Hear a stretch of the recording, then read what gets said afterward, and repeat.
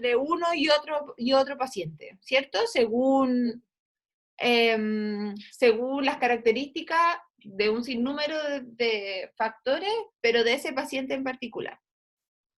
Ya, entonces, ¿por qué?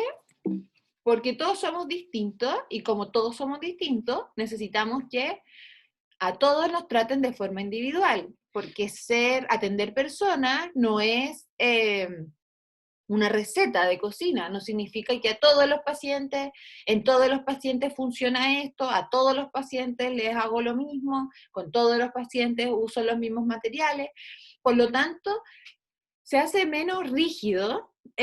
Lo que antes era súper como un protocolo estricto que existía y que se tenía que hacer así, ha ido cambiando y tenemos que ser capaces de crear protocolos individuales para nuestro paciente, para así atacar o modificar los riesgos individuales de cada uno. ¿Qué significa un tratamiento con enfoque de riesgo? El enfoque de riesgo es un método, una forma que busca preocuparse del cuidado de la salud de la persona, pero basada en el riesgo.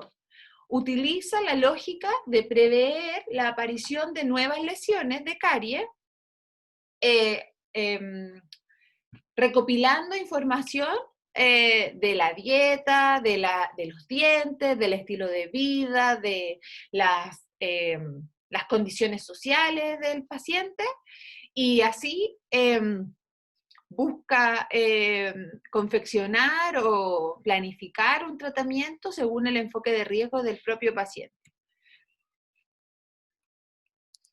El tratamiento con enfoque de riesgo, ¿qué significa riesgo?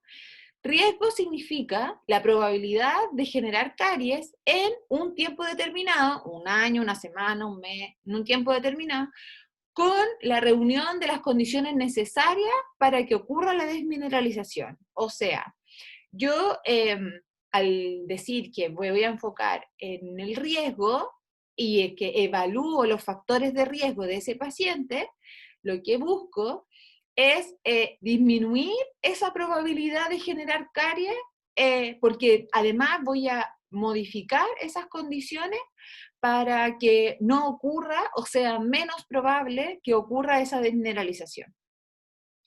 Tenemos, ¿verdad?, un paciente vulnerable. ¿Qué significa que sea vulnerable?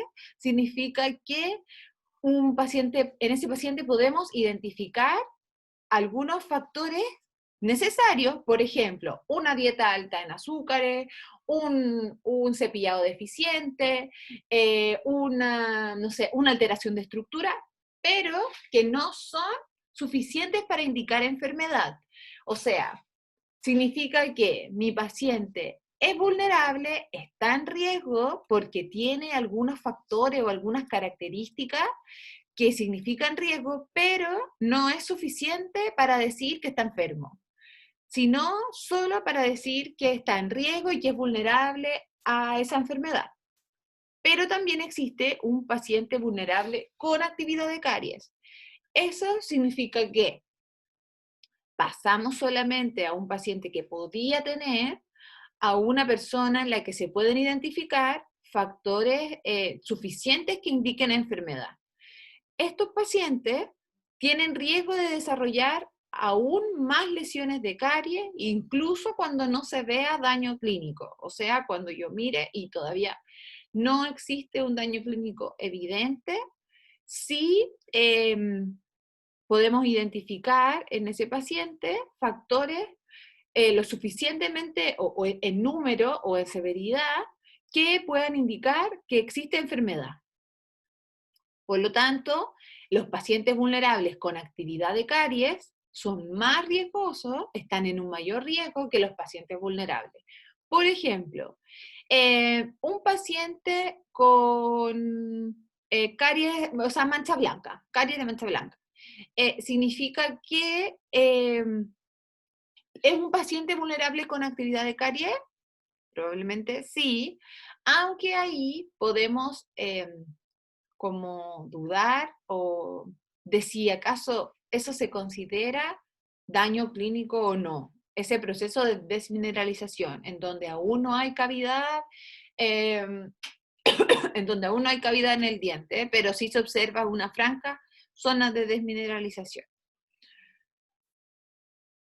Entonces, el riesgo que dijimos que era la probabilidad de que se generara caries en X tiempo con la reunión o con el conjunto de las condiciones necesarias para que existiera la desmineralización, se puede evaluar de distintas formas. Podemos evaluarla a través de los factores de riesgo, que es lo que hacemos, a través de los indicadores de riesgo o de los predictores de riesgo. Los factores de riesgo son causantes de enfermedades al cumplir ciertas condiciones de poseer relación biológica directa respecto de la patología. De modo que cuando elimino eso, disminuye la probabilidad de que la enfermedad ocurra. Un indicador de riesgo posee relación biológica directa respecto del desarrollo de la enfermedad, sin embargo, solo se han determinado en estudios transversales. El predictor de riesgo son aquellos que no tienen una relación biológica directa respecto a que sean capaces de desarrollar la enfermedad. Sin embargo, existe asociación o se ha observado una asociación en estudios transversales o longitudinales. Por lo tanto, vamos a utilizar la evaluación de los factores de riesgo para determinar el riesgo cariogénico y el tratamiento con enfoque de riesgo. Factores de riesgo, los cuales son capaces, cuando están presentes, de generar o de permitir el desarrollo de la enfermedad cuando esas condiciones se cumplen. Por lo tanto, ese es el foco, porque al controlar esos factores de riesgo vamos a estar disminuyendo la probabilidad de que ocurra la enfermedad. Un factor de riesgo, entonces, puede ser un factor biológico, puede ser un factor ambiental. Un factor biológico, por ejemplo, un diente con hipoplasia, por ejemplo. Un factor ambiental, un paciente que vive en un lugar en donde no hay flúor en el agua, por ejemplo. Un conductual, no sé, por ejemplo, un paciente que uno o dos, o puede tener problemas o alteraciones sensoriales o distintos tipos de alteraciones que pueden modificar de base su conducta, transformándose en un factor de riesgo, o, por ejemplo, un paciente que es de estrato social bajo y que por lo tanto ya, como vamos a ver más adelante en la determinación del riesgo, ser una persona que vive en un lugar de un estrato social bajo, o que tus papás tengan poca escolaridad, o que tu entorno no sea el más apropiado, etcétera, también puede comportarse como un factor de riesgo. Confirmado por una secuencia temporal, el cual, si está presente ese factor, aumenta directamente la ocurrencia de la enfermedad, y si ese factor está ausente, reduce la probabilidad.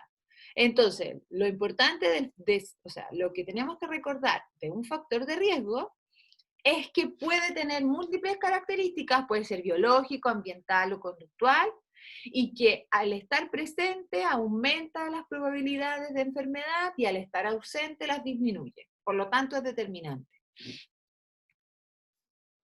¿Qué herramientas podemos utilizar para evaluar el riesgo cariogénico? Tenemos las tres principales: el cariograma de Malmo o el programa Cariogram, de un programa computacional, el protocolo Cambra y el protocolo que es el que usamos en la universidad, el que se usa por el MinSal y el que recomienda la Asociación Americana de Odontopediatría, sí. Que no lo voy a decir en inglés, pero ustedes ya lo saben. Primero vamos a ver el cariograma de Malmo, o el programa computacional Cariogram. El Cariogram es un programa computacional que evalúa el posible desarrollo de lesiones de caries en el futuro, evaluando en el presente 9 parámetros establecidos, más un análisis clínico, más un riesgo establecido según el grupo y el país al cual pertenece el paciente. Eso da un gráfico que establece su perfil de riesgo. Su perfil de riesgo en el futuro. Los parámetros que establece, los parámetros que entran en juego, que se determinan a través de este programa computacional, son la experiencia de caries, o sea, ha tenido, no ha tenido, las enfermedades que pueda tener relacionadas, el contenido de la dieta o el análisis de dieta, la frecuencia de ingesta de los carbohidratos, la higiene oral, los conteos de Streptococcus mutans, el uso de fluoruro, ya sea por parte del paciente o, por ejemplo, que esté en presencia o no de lugares con aguas potables fluoradas, que tenga acceso a pasta, etc. La secreción de saliva y su capacidad amortiguadora. Se mide el flujo, se mide la cantidad de secreción de saliva y su capacidad buffer. Eso da cuando uno ya mete todo esto, rellena todos estos parámetros, otorga o arroja un gráfico que establece el perfil de riesgo de ese paciente. Yo hago el examen clínico además y le doy como agrego como este factor numérico, entre comillas, que corresponde al grupo y el país al que pertenezca el paciente, y que por lo tanto es independiente de estos factores que entran acá.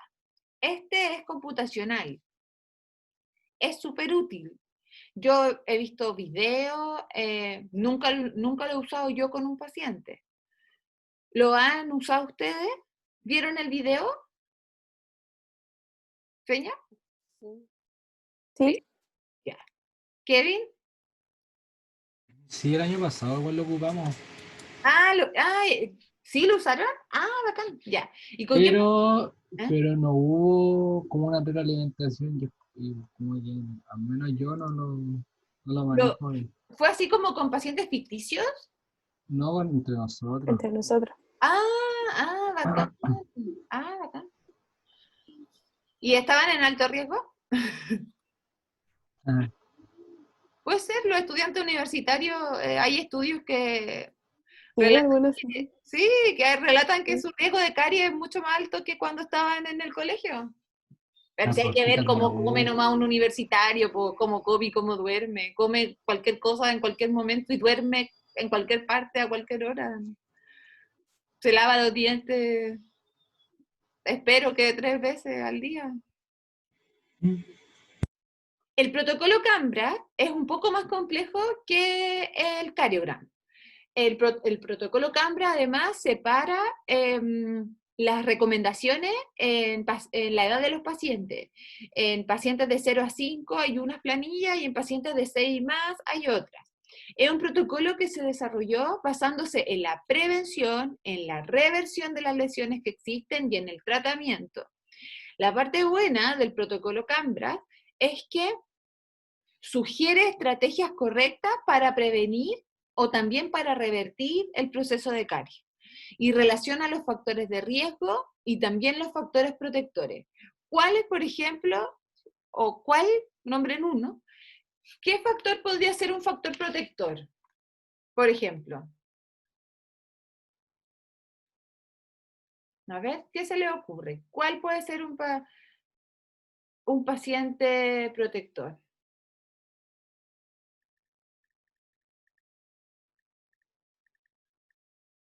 Protector para no tener caries, Claro.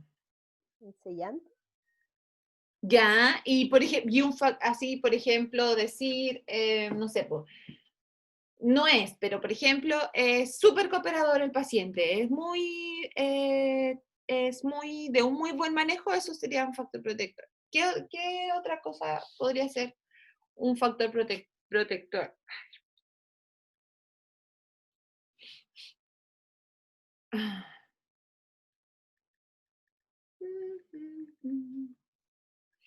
A ver, busquen ahí.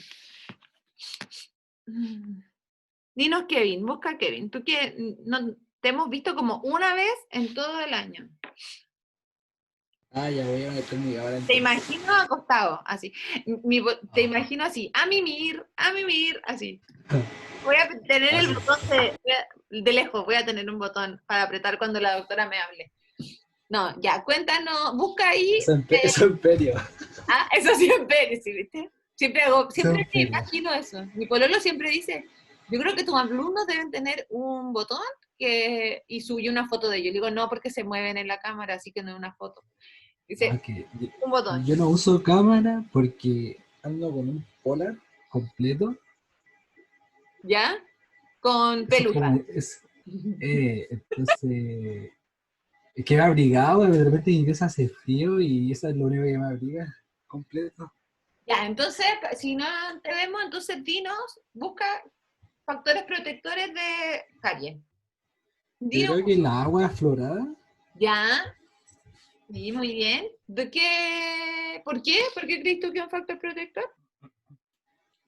porque el agua al contener, bueno, lo que sí no sé es cómo interactúa el agua, el flúor del agua con el organismo. No sé si actúa a nivel de boca o se absorbe a nivel como digestivo. Puede ser. Eso sí no sé. Ya. ¿Y qué creen ustedes, niñas? ¿Que el flúor del agua tiene como un efecto local o sistémico?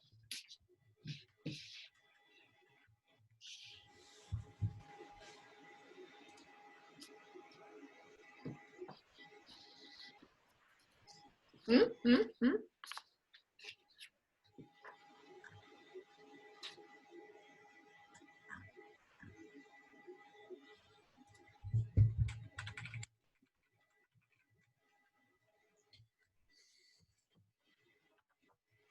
¿Me está buscando el Kevin?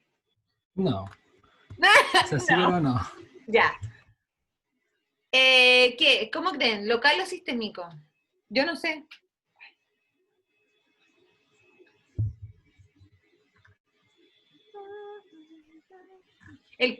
Igual llenaron el protocolo Cambra el año pasado, igual vieron esas planillas y cómo funcionaba. No, no me acuerdo. No, o sea, yo no. Yo solamente el cariograma. No, Lo tengo cámara en el no. computador, creo. Sí, claro, en el computador, el carioro. Ya, el Cambra es largo, es más difícil. Lo importante de saber, o sea, no sé si es más difícil, es un poco más engorroso, pero lo importante de saber del Cambra es que se divide en las edades y que, bueno, en el video aparecen como las tablas por diferencias de edad, pero lo importante es que relaciona los factores de riesgo y los factores protectores y que sugiere estrategias o arroja después del análisis estrategias como protocolos a aplicar para prevenir en ese paciente según esos factores de riesgo que se analizaron.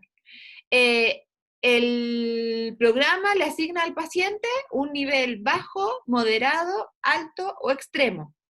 Y entonces ofrece un formato para niños pequeños de 0 a 5 y otro de 6 y más. Lo bueno es que exige al dentista y al paciente considerar todos los factores relevantes para el riesgo de caries y que sustituye lo tradicional que era solo restaurar por un enfoque mayor que mira, apareció el Kevin, por un enfoque mayor que ¿cómo se llama? Que permite enfocarse en la prevención del riesgo futuro. ¿Cuáles son?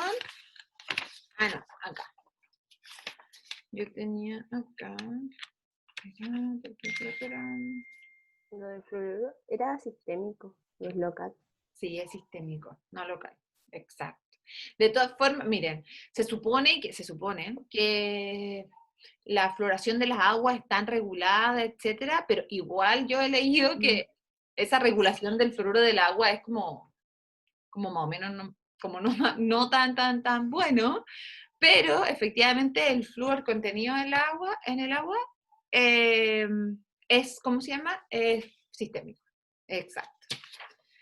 Ahora, el que usamos nosotros, en la U, que me enseñaron a mí, y el que usa el MinSal, es una versión modificada o adaptada de la que propone la Academia de Odontopediatría.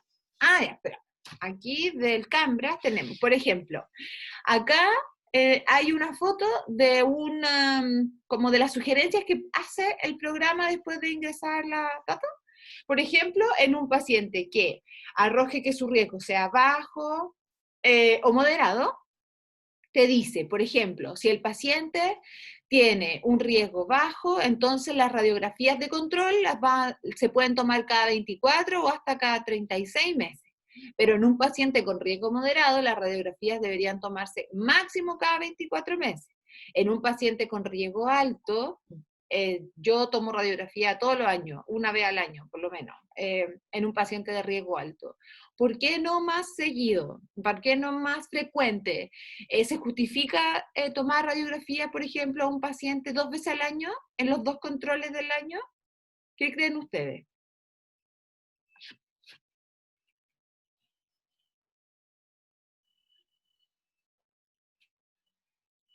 ¿Mm? ¿Mm? ¿Mm? En un paciente con riesgo bajo, miren, ahí recomiendan, por ejemplo, que el control puede ser hasta una vez al año, pero en un paciente con riesgo moderado, máximo cada 6 meses. Por ejemplo, el flúor, en un paciente con riesgo bajo, le indica pasta con flúor 2 veces al día, puede usar barniz de flúor si hay excesiva exposición radicular o sensibilidad, y en un paciente con riesgo moderado le recomienda pasta dental 0,05 de flúor 2 veces al día, colutorio diario y inicialmente 1 o 2 aplicaciones de flúor barniz. Sí, los sellantes en riesgo bajo los da como opcional según el protocolo de ICTA, moderado igual.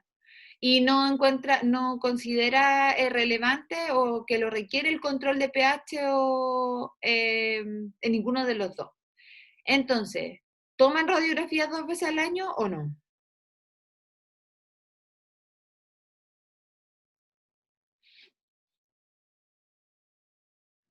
A ver, véndanme una respuesta. Cásense con una, a ver. O sea, ¿piden radiografías 2 veces al año? ¿En un paciente de alto riesgo, por ejemplo? La respuesta puede ser sí o no, depende de lo que ustedes justifiquen con eso, con esa explicación. Yo diría que sí. Que sí, ¿por qué? No, que las niñas se la jueguen. No, pues cada uno tiene que defender su No, respuesta. sí, yo la defiendo, yo tengo Ya, a mi ver, ¿por qué fundamento, sí? pero Yo llevo a mi hijo y mi hijo no, tiene muchas caries y usted ya lo dio de alta y me citó en 6 meses más. ¿Le va a pedir Bitewin de nuevo o no? sí, Ya, ¿por qué? ¿Por hay qué que voy a pagar tener el que auto. gastar 30.000 No, pesos? mentira. Hay que pagar la cuota y muchas cosas, entonces, bueno. No, no. Niña, ¿ustedes le pedirían radiografías de nuevo? O sea, yo no, el fundamento verdadero, yo, por Sí. lo ¿Cuál? menos, sí, por lo que se razoné, ¿Ya? podría ser de que igual los dientes donde son más chiquitos y los diámetros son menores que los dientes de permanente, entonces, de repente, si tiene alto factor, como el profesor de Perio nos dijo, que, mire, la que me acuerdo, si ya me tiene el agua el profe ya. ¿Qué dijo? A ver. Dijo de que es más probable que tenga alguien una enfermedad de todos nosotros. Ya, y si alguien tiene caries, es más probable que él tenga caries. Entonces, si él ya tuvo caries, es más probable que él va a desarrollar caries. Entonces, yo por eso Ya. Y yo tengo una pregunta. ¿Cuánto tiempo, no necesito meses, pero así como más o menos, cuánto tiempo se demora una caries en avanzar? Promedio. ¿Cuánto tiempo? ¿3 meses? no, ¿6 meses? ¿1 año? ¿2 años? ¿3 años? vamos a buscar. A No, ver. no, yo no sé. Obviamente en esmalte y dentina avanza a distintas velocidades, pero una caries, desde que está, por ejemplo, en esmalte superficial, o sea, nada, o sea, una desmineralización, ya que yo ni siquiera cavité, solo la identifiqué, la registré, ya. ¿En cuánto tiempo más o menos va a avanzar va a avanzar todo el esmalte? ¿En cuánto tiempo va a estar cavitada? Seguramente va a aparecer. A ver, dinos qué.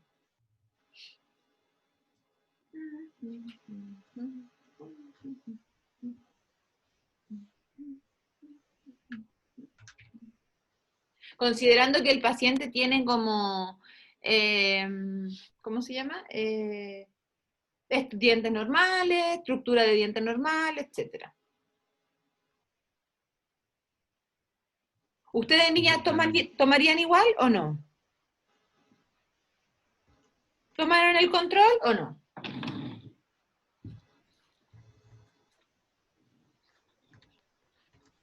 Peña, ¿tú vayas a tomar radiografía en el control o no?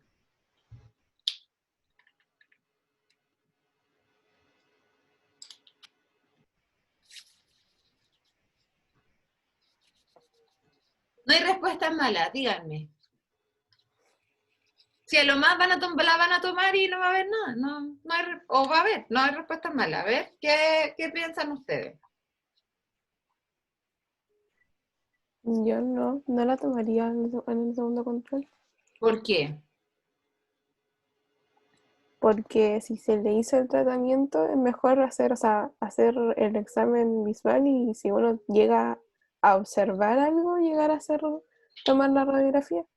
Pero tomarla porque sí, no lo encuentro. Hay un voto que sí y un voto que no. La marcha decide. ¿Toma o no toma? ¿Toma o no toma? Dije que le hacían el tratamiento, que era como, lo terminaba y Sí, después era solamente de control. claro, yo lo di de alta y viene a los 6 meses al control. ¿Le pido Baldwin de nuevo o no? Así, Eh, ¿qué pensáis tú? mm, no, yo creo que igual como la feña, primero haría un examen visual ¿Ya? y después si veo algo raro o si el niño me dice que presenta dolor o algo así, le pediré una radiografía. Ya. ¿Cuál es la respuesta? ¿Cuál es la respuesta, Kevin? No he encontrado, la verdad, estoy buscando.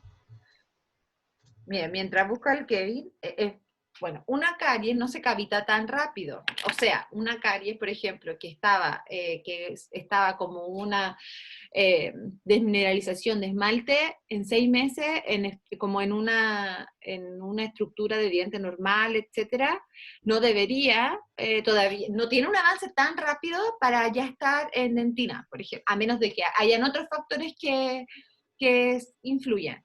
Por eso la respuesta puede ser sí, no, depende del por qué. Si el paciente, por ejemplo, ustedes ven que su control de placa ha estado terrible, que presenta múltiples restauraciones, o sea, más desmineralizaciones que antes, no sé, por ejemplo, viene con una restauración desalojada, etcétera, probablemente pueden tomarla, pero solo para registrar lesiones nuevas, por ejemplo.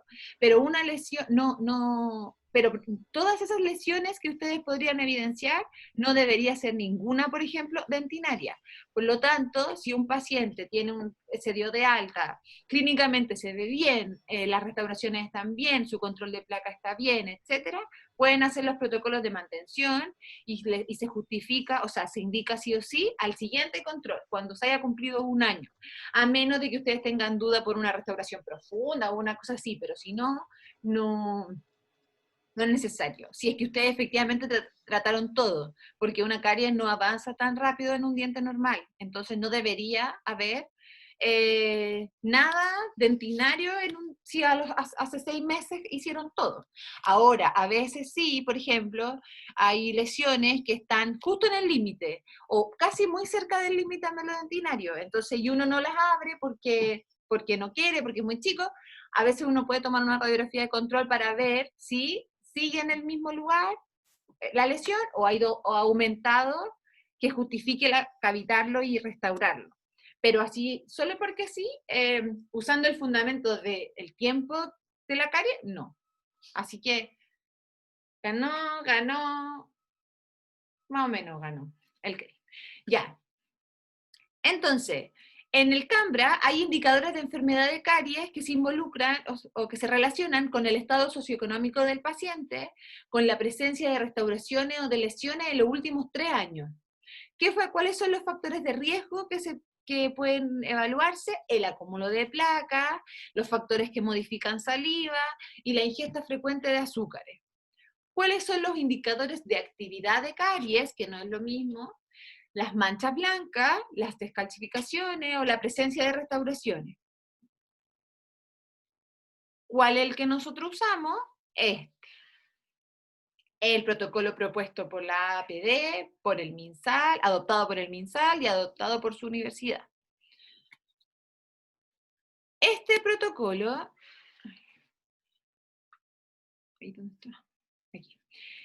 este protocolo clasifica los indicadores de riesgo y los evalúa según cuál tipo de indicador es, ¿ya? ¿Qué significa esto? Que yo voy a tener 3 tipos de indicadores de riesgo. Voy a tener indicadores de riesgo sociales, indicadores de riesgo biológicos generales, y indicadores de riesgo biológico específicos propiamente de nuestra área. Los indicadores de riesgo, después de que se analizan todos y se rellena la tabla, que viene ya establecida, podemos determinar evaluar el riesgo cariogénico y con eso elaborar un plan de tratamientos para nuestro paciente. ¿Cuál? El primero que analizamos, ¿verdad? El factor de riesgo social, a través del índice de Grafar. El índice de Grafar lo que hace es que categoriza a las personas en un determinado estrato social. Miren, esto yo, más que la teoría de verlo aquí, igual encuentro que es un poco, como Victoria, un poco cegador de las personas en realidad, ¿ya? Existen relaciones directas, obviamente, entre el nivel de escolaridad, el lugar donde vive, etc. Pero cada vez, o sea, más que esto, de esta forma, a través del índice de Grafar, no conozco más y no lo ocupo así prácticamente, ¿ya? Pero ¿qué considera? Considera 5 categorías en donde se encasilla al paciente y se le da una valoración en punto, que luego al final de las 5 categorías dan un valor total que determina si está en riesgo o no. ¿Qué evalúa? Evalúa la ocupación de los padres. Mientras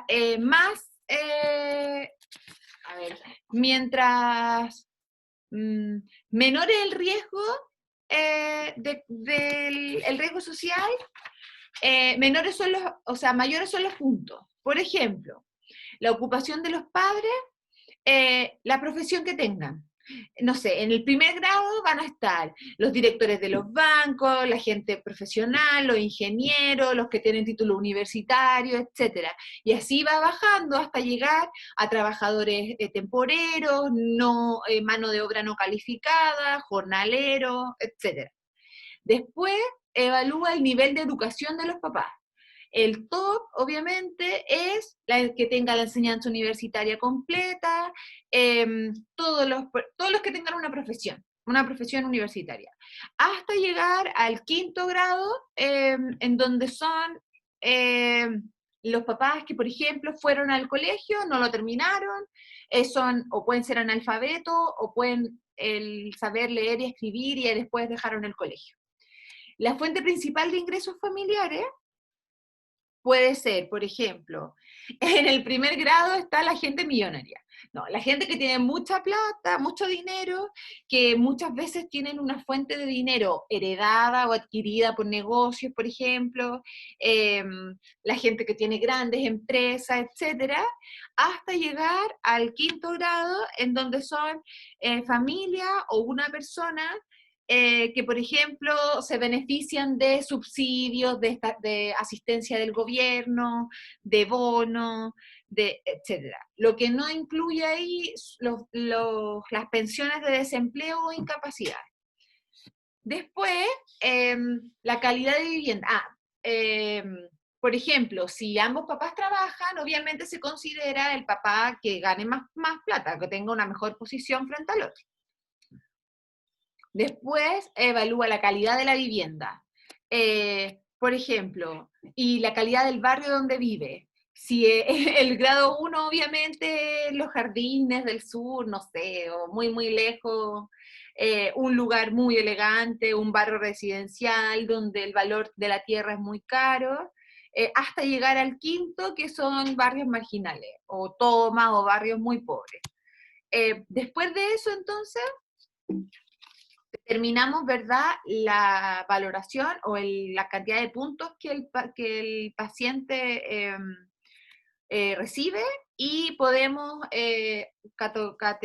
categorizarlo en un nivel alto, medio, medio bajo o bajo, y el alto, y medio no tienen riesgo.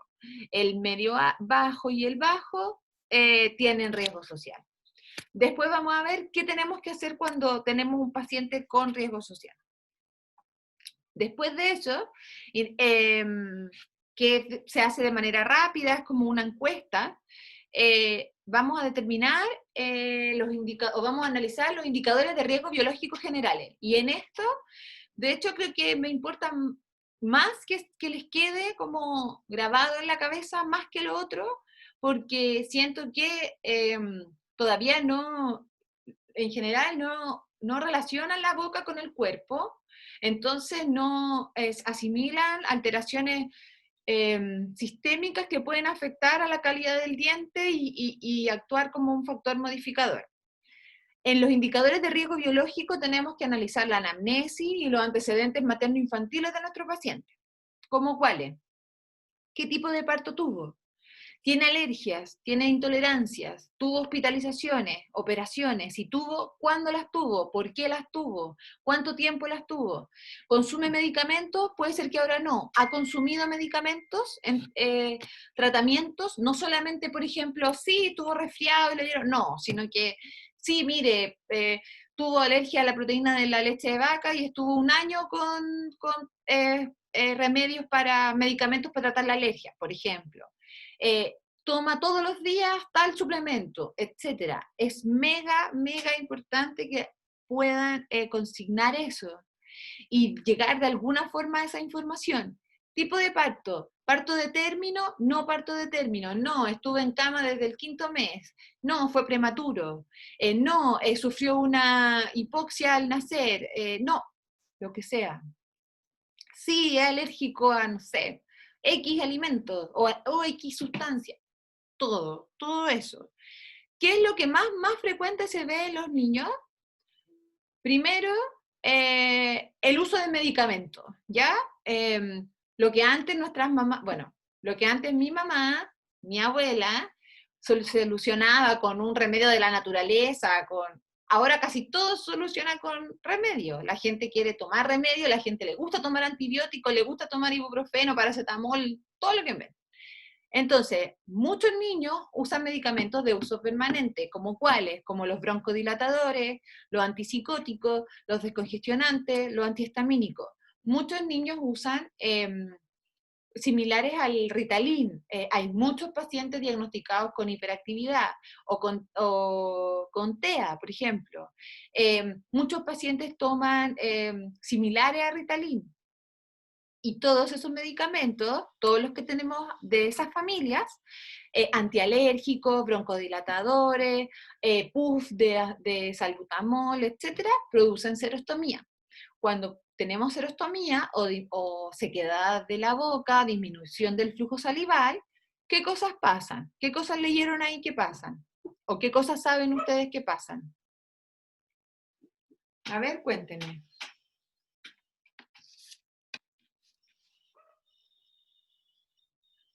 La Marcia sabe, porque estudió mucho. Ya, Marcia, cuéntame. ¿El salbutamol? O con todos esos remedios, ¿qué pasa con ¿cómo se llama? La disminución del flujo salival. ¿Qué produce en la boca la disminución del flujo salival? El riesgo de caries, ¿Por qué? porque disminuye las... No. em, A ver, ¿qué se le ocurre? Por ejemplo, la gente adulta, ¿cierto? Que tiene serostomía, hace caries con facilidad, hace caries radiculares, etc. Bueno, en los niños no es común las caries radiculares, pero la serostomía, ¿qué produce?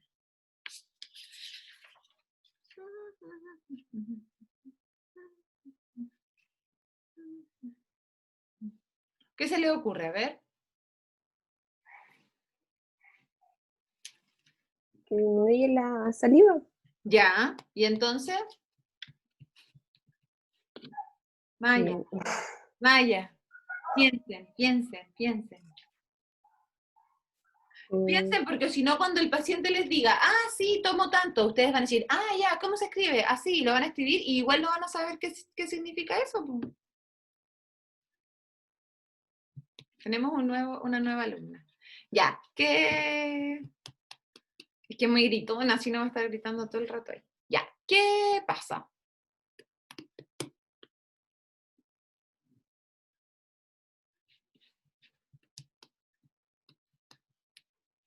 O sea, la salida como un papel protector dentro de la boca. Ya, Entonces, eso. ¿qué más? Entonces, pensemos, ya estamos en la universidad, somos grandes. Por eso les cuesta escribir ensayo y les cuesta escribir cosas, porque les cuesta como, así, como integrar la cosa. Ya, pensemos.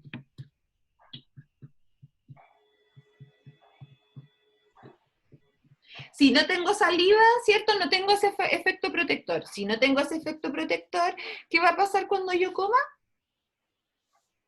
No voy a tener, No, o ¿eh? sea, no, ¿Qué cosa? La desmineralización y remineralización. No va a poder contrarrestarse tan eficazmente, ¿cierto? ¿Cierto? Fue igual. es violenta. Es violento. Son dos. Es que hay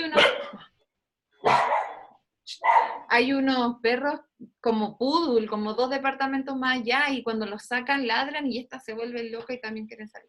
Ya, miren, cuando disminuye el flujo salival, disminuye el efecto buffer de la saliva, ¿cierto? Porque no tenemos muy poco. Pero además, con la disminución del flujo salival, aumentan los niveles de lactobacillus y streptococcus mutans, y por ende en la boca. Entonces, al crecer más, aumenta también mi riesgo de caries. Considerando también, además, que generalmente los pacientes que toman antihistamínicos, toman broncodilatadores, toman descongestionantes, son alérgicos crónicos, ¿verdad? Probablemente no respiran bien por la nariz y por lo tanto son respiradores bucales. Y si son respiradores bucales además, como que potencio, ¿cierto? La disminución del flujo, duermo con la boca abierta, aumenta el riesgo de desarrollar enfermedades periodontales, ¿cierto? Y maloclusiones, además. ¿Qué pasa con el salbutamol? ¿Qué pasa con el salbutamol, Max?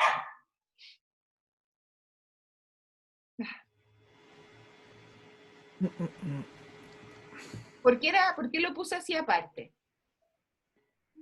Porque producía mal, sabor amargo. ¿Ya? ¿Qué más? Sabor amargo, aumentaba el recuento de los lactobacilos ¿Ya? ¿Y qué más? y los streptococcus. ¿Ya? Y que disminuía el flujo salival. ¿Ya? Y que los PUF, y en particular el salbutamol, pero En azúcar. tiene azúcar en su composición como vehículo, y ese azúcar que tiene en su composición no viaja, como funciona como vehículo, solo el compuesto activo viaja a la zona en donde hace el efecto, y el azúcar queda acá. Entonces, más encima, un paciente que respira por la boca, tiene poca saliva y además le manda un puff con un vehículo de azúcar que muchas veces es lactosa, el vehículo que llevan los inhaladores. Entonces, ¿qué solución puedo tener? Entre otras cosas, que después de hacer el puff, se lave los dientes, por ejemplo. O haga enjuagues de colutorios de flúor después de hacer el puff. O evaluar, usar o no la cámara aérea del puff. Pero si no, al menos lavar los dientes después de usar el puff. Ya. Entonces, aquí está, la disminución del flujo salival favorece la enfermedad periodontal, favorece el crecimiento bacteriano y disminuye la capacidad buffer de la saliva, ¿verdad? ¿Por qué puse esta, también una mordida abierta? Porque cuando aumenta, o sea, el paciente es respirador bucal, muchas veces facilita la como ampliación del paladar para captar más aire y facilita las maloclusiones también. Los pacientes nacidos prematuros, que es otra alteración materno-infantil que hay que consignar. Esto yo no lo sabía así, supongo que ustedes tampoco sabían esa parte, pero yo sí, obviamente sí sabíamos todo lo de el trauma neonatal, la línea neonatal, pero que los pacientes nacidos prematuros pueden tener déficit, ¿verdad?, de distintas vitaminas, y que, como sabemos, los odontoblastos son súper sensibles, y por ejemplo, el déficit de vitamina A de un niño prematuro altera la diferenciación del odontoblast. Un déficit de vitamina C altera la calcificación del esmalte. Un déficit de calcio y fosfato altera la calcificación porque son relevantes en ese proceso.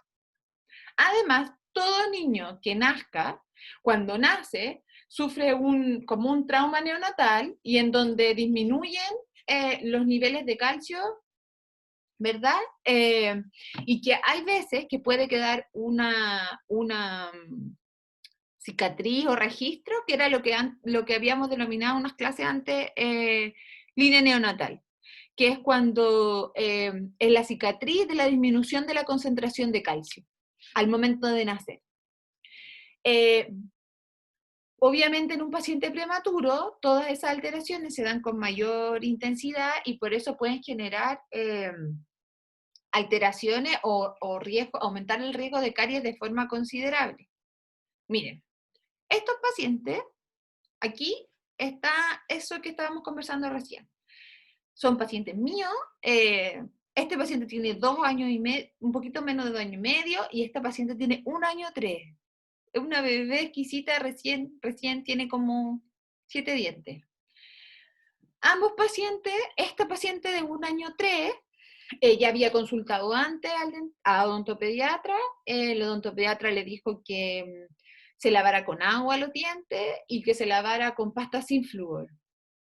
Y en menos de 1 año, un par de meses, porque imagínense, tiene 1 año 3 y los dientes le salieron a los 6, no, los dientes todavía no llevan ni 1 año en boca, se empezaron a cavitar así.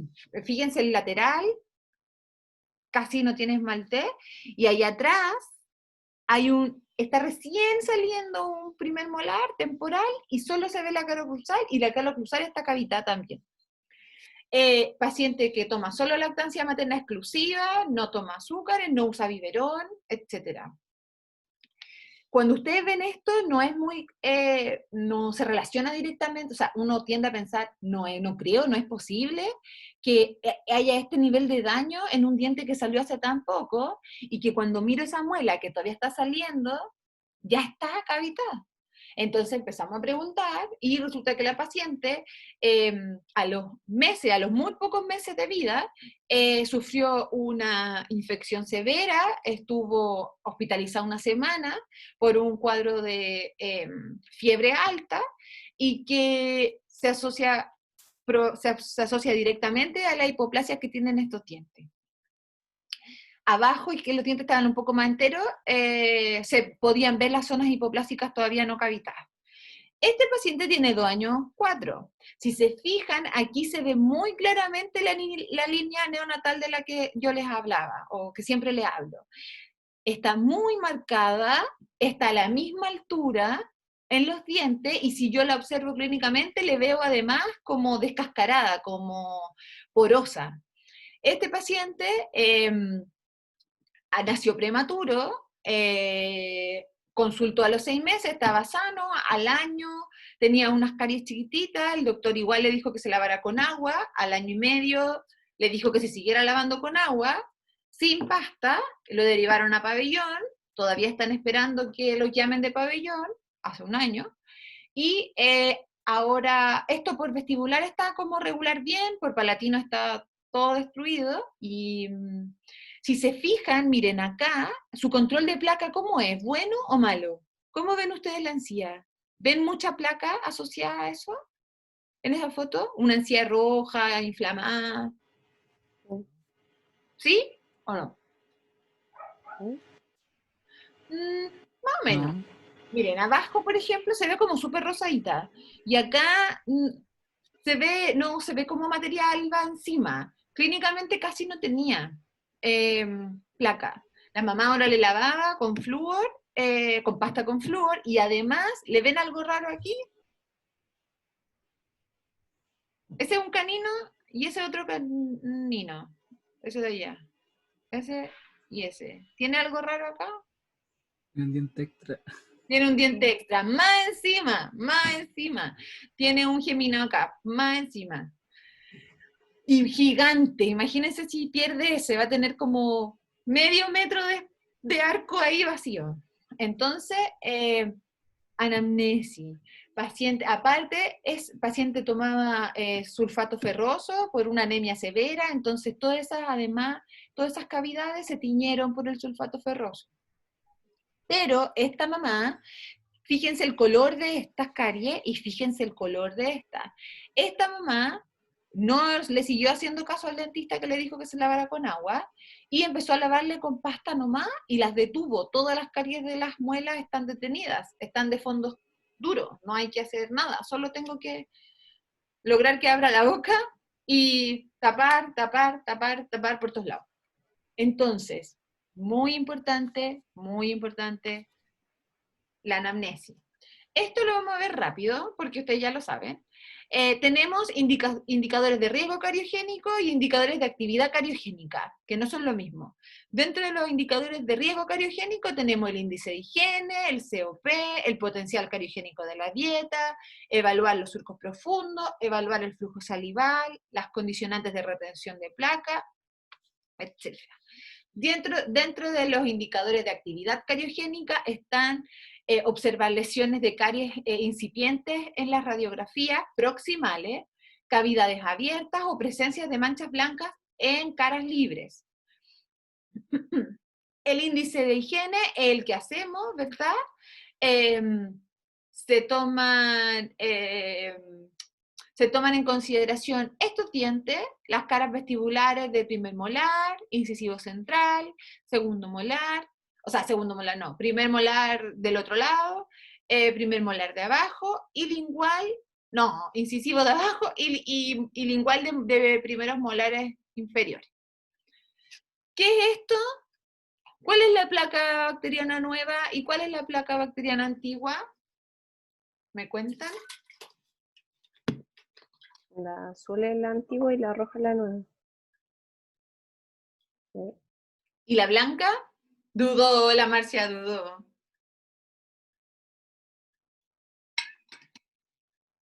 ¿Y la blanca? No, la azul es la antigua y la roja es la nueva. Ya, muy bien. Y la blanca no. Es la más antigua, es la de la semana antepasada, del último cumpleaños que fue el niñito. Ya.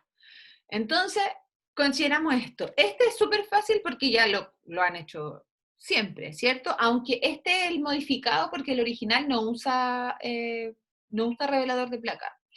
Y toma en cuenta analizar depósitos duros y material. Pero el modificado, con revelador de placa y evaluar la presencia según los tercios de la cara libre del diente ocupado. Entonces, según el promedio que alcancemos, ¿verdad? De las caras, de las proporciones de las caras libres ocupadas, vamos a poder saber si tiene buena higiene, higiene regular o higiene deficiente. Es mejor decir higiene deficiente y no decir mala higiene, se lava pésimo, no. Índice de COP, ya lo saben calcular muy bien, ¿cierto? Es la sumatoria de los dientes cariados, los perdidos y los obturados. ¿Qué pasa si no tengo, no, mentira acá. ¿Qué pasa si no tengo el diente que tengo que evaluar? Si no tengo el 1-1, ¿qué hago?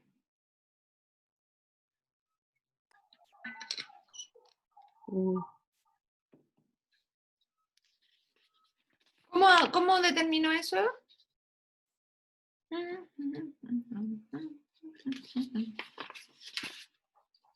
Como si lo perdió, porque no, Por no ejemplo, tiene si no nomás. lo tengo, no lo considero nomás. ¿Cómo se considera? Creo. Pero puede ser también, puede tomar el lateral. Puede tomar en la tele, ¿cierto? O si, por ejemplo, el central justo está súper mega limpio, tiene 0, y el lateral está 3, entonces, o a veces vestibular está 0, pero lingual está 3, y como el grupo en general, su índice de placa no es el que tenemos que tomar, podemos tomar los vecinos, sí, como dice la Marcia. El índice COP es la sumatoria, ¿verdad?, de los dientes. Mire, consideren que solo se determina que no tiene riesgo si es 0. O sea, para que dé 0 significa que está sano. Solamente, porque incluso si tengo dientes obturados, no me va a dar 0, ¿cierto? Por lo tanto, un paciente que ya tiene historia de caries va a estar en riesgo. 1 o más ya se considera en riesgo. Sobre la frecuencia de ingesta de carbohidratos, en la universidad tienen esta dieta, esta encuesta, esa que dice como, come pan, sí, ¿cuántas veces a la semana? Muy frecuente, poco frecuente, nunca, casi nunca. ¿Llenan eso?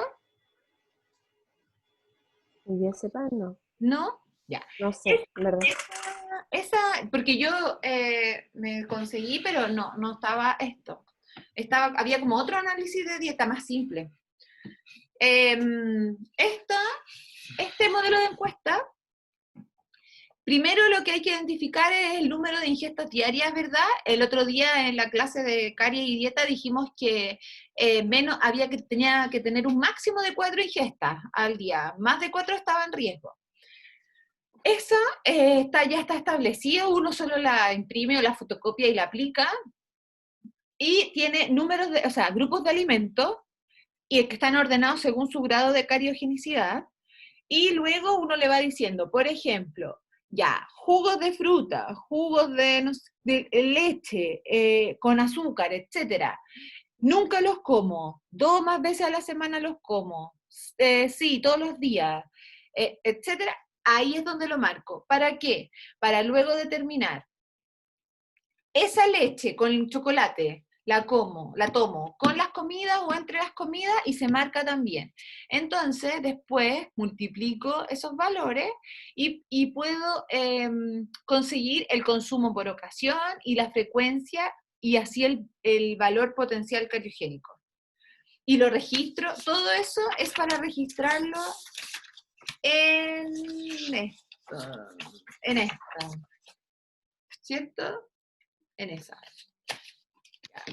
Eso no hay mucho que pensar, porque ya está hecho, establecido. Ustedes solo después anotan el valor. Y ese valor numérico les da la categoría. Después, ¿cierto? Evalúo presencia de surcos profundos. Si hay riesgo. Si el surco no está sellado, está en riesgo. El recuento de mutans que se hace, ¿verdad?, con una muestra de saliva que después se cultiva, según el número de mutants que crezcan en la muestra, podemos determinar el riesgo que existe. En el apunte está escrito cuánta cantidad de mutants, de unidades formadoras de colonia hay. El niño, ya, acá. El flujo salival, igual, lo que se mide es la cantidad de ml que se producen en 5 minutos. Para el Butans, por ejemplo, se estimula la salivación y se toma la muestra. Acá hago que el niño escupa en como un frasquito, y mido cuánto es la producción. Si tiene 5 ml o más de 5 ml es aceptable, si tiene menos de 5 ml está en riesgo. Si hay cavidades, si hay caries abiertas, restauraciones desalojadas, etcétera, que retengan placa, entonces, si hay, significa riesgo. No hay más que darle vuelta. Si hay, es las lesiones de mancha blanca. ¿Qué dijimos que eran? Ya no, yo les voy a dar porque ya le he dicho muchas cosas. Son indicadores de actividad. ¿Por qué? Porque además puede ser que esa mancha blanca que está ahí, que ya una descalcificación, una desmineralización, una carie incipiente, pero no sabemos si eso es de ahora o se desarrolló en un momento, el paciente ha tenido un buen cepillado, etcétera, y se detuvo. Pero indica que hubo actividad cariogénica, sí. Por lo tanto, ¿dónde se evalúa? Caras libres, como esto, no proximales, libres. La presencia de manchas blancas en caras libres, riesgo. Independiente de cuántas, riesgo. Presencias de hipoplasia, alteraciones de estructura considerables que se muestren en superficies rugosas, fosas, socavones, etcétera, riesgo. La presencia de eso, riesgo. Radiografía, lesiones en radiografía, las lesiones, bueno, saben que ya no se ocupa la clasificación de PIT, la que decía R1, R2, R3, R4, ya no se usa, ¿cierto? Lo importante es que las lesiones radiográficas deben ser incipientes para que esté sin lesiones sano. ¿Qué significa? Solo en esmalte, ni siquiera pueden estar en el límite, solo en el esmalte. Y acá, y las cavidades, no solamente de, por ejemplo, no solamente estas, ay, no está aquí. Sino también, porque acá hay como una fractura de una restauración y probablemente aquí no hay caries, pero pueden haber también cavidades abiertas por caries, ya con compromiso o no de dentina o pulpa. Si existen cavidades, existe riesgo. No, así de simple. O sea, el único que no tiene riesgo es el paciente que está prístino, sano, con los dientes sellados, con ninguna carie, ni radiográfica, ni clínica, ni nada. Si el paciente imaginario, el que no existe. Entonces, cuando terminamos de preguntar todas esas cosas, ya vamos a tener todos estos datos, ¿verdad?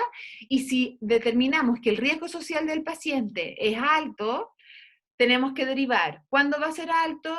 Por ejemplo, si también podemos ver evidencias de maltrato intrafamiliar, riesgo, que el paciente esté en riesgo porque los papás son drogadictos, viven en un ambiente vulnerable, etcétera, derivar. ¿A quién? A su CEFAM, a su centro de salud, a interconsulta, hablar con la asistente social, etcétera. Después de determinar el biológico general con los datos de la anamnesis, derivar al especialista que corresponda. Por ejemplo, derivar al otorrino, por ejemplo, para que evalúe la adenoide, evalúe la respiración bucal, el bruxismo, etc. Derivar al gastroenterólogo o al pediatra si el paciente todavía tiene, por ejemplo, vómitos recurrentes. Por ejemplo, tengo un paciente que no come sólido, solo come líquido y tiene 5 años y solo se alimenta de Ensure, porque una vez tuvo una experiencia traumática cuando chico y ahora no es capaz de comer ninguna otra cosa. O sea, eso es un riesgo, el enchure es puro azúcar, ese es un riesgo biológico general y por lo tanto lo tuve que derivar al psicólogo, al terapeuta ocupacional y a su pediatra, porque su pediatra dijo que el paciente solo tenía que, la solución era pasar hambre. Si el niño pasaba hambre, iba a comer. El niño pasó hambre y no comió. Y la mamá lloró y el niño lloró y siguió tomando Ensure. No pregunté quién era el pediatra porque no corresponde. Pero en ese caso, su actuar es derivar a la persona que tiene que ayudar a ese niño, ¿ya? Y los biológicos específicos, ¿cómo los enfrentamos? Actividades educativas, enseñar a cepillar, enseñarle a la mamá, enseñar distintas formas lúdicas, atenciones de urgencia si es que lo requieren. Generalmente se hacen las atenciones de urgencia considerando que el paciente va a tomar el tratamiento integral y que eso no puede esperar, ¿ya? No que se va a hacer la urgencia y no va a volver más. Actividades preventivas, sellantes, instrucción de higiene, aplicaciones de flúor, etc. Actividades de rehabilitación, en donde ya vamos a tener la operatoria compleja, exodoncia, mantenedores de espacio, operatoria, todo lo que signifique eso. Y por último, el programa de mantención. Es tan importante como el tratamiento determinar el programa de mantención de mi paciente. Si mi paciente tiene un riesgo alto, entonces su programa de mantención va a significar tanto y va a ser cada tanto tiempo, el primer año, etc. En un paciente sano, aún así, tiene los controles al menos cada dos veces al año, en donde se considera las aplicaciones de flúor, el refuerzo de la técnica de higiene, si es que, repararse llantes si es que es necesario, etc. Realizar las modificaciones de dieta que así lo ameriten, ¿ya? Y cuando nuestro paciente vuelva a mantención, deberíamos reevaluar esos factores de riesgo que tenía en ese tiempo para saber si su riesgo es igual o disminuyó o aumentó probablemente tal vez en otros factores que hace 6 meses estaban bajos o estaban altos, etc. Y así, ¿cómo se llama? Determinar su terapia del momento en el que asista al control. Entonces, aunque parece eterno, esa es la forma de enfrentarse a un paciente pediátrico sobre todo. Así es como lo vamos a hacer en la clínica cuando volvamos.